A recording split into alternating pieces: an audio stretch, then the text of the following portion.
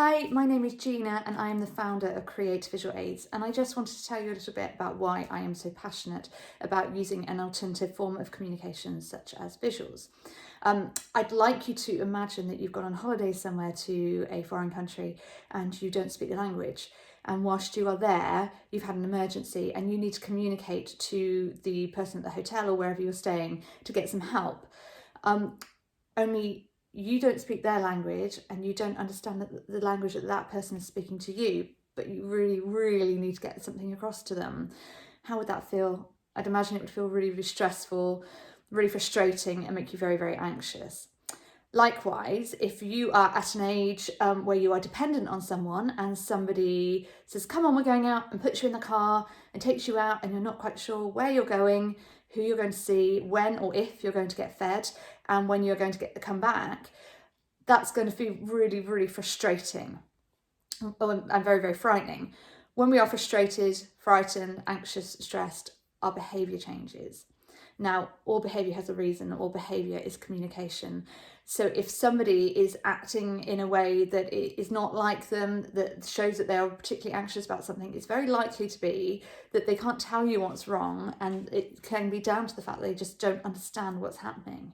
If we can communicate to them what is happening, then they're going to feel much more relaxed, calm and happy. It might be they probably are really going to enjoy where you're taking them out for the day, but they just need to know. I know that I would really struggle if somebody didn't tell me where we were going. Some people just really don't like surprises.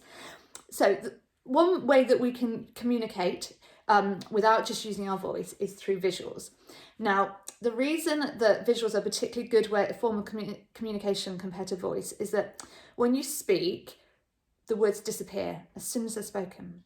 And some people need a bit of extra processing time. A lot of people need a bit of extra processing time. So they're trying to process what you've said to them, only the words have gone. They're trying to figure out what you've said. Chances are during that time you said something else and something else and something else. And they can't take it all in, and they can't, even if they did process it, they can't remember all those different bits and pieces that you told them. So the great thing about visuals is that they don't disappear and they do allow for processing time. You can just show them it's time for school and they can look at that and take it in. Another great thing is that there's no tone of voice. If you say something in two different tones of voice, it can come across to some people as a completely different instruction. So you could say get dressed, then you could say get dressed. That's to some people that's a completely different instruction. So they're having there's another thing they have to process. There's no tone of voice here. By all means, use the language because we want people to develop their language, but support it with a visual, get dressed. They can see it. Now, the other great thing about using visuals is that it allows somebody to become independent. And what we know is that if somebody starts to feel independent, they are so pleased with themselves. I'm sure we've all seen that in our own children. They are so pleased with themselves, so happy that they've managed to achieve something by themselves. If you are giving somebody the pictures and showing them what they need to get ready by themselves, then you are building their self-confidence, building their self-esteem. Many people believe that visuals are just for people with autism or people with complex needs or people with speech and language difficulties. They are absolutely for those people. They are essential for some people, but actually they're really good for everyone.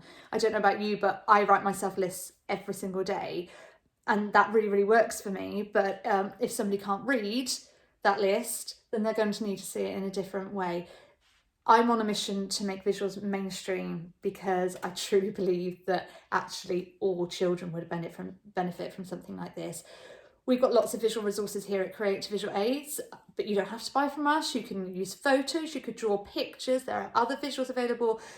Just use visuals and communicate in a different way to somebody what is happening so that they can feel as calm and as happy as they can about their day. I'm going to put some other videos on the website talking about a few different ways that you can use visuals. And as always, if you've got any questions, please do get in touch. But I hope this has just given you a bit of an insight into receptive communication, which is communicating to somebody else using visuals. Thanks very much for watching. Bye.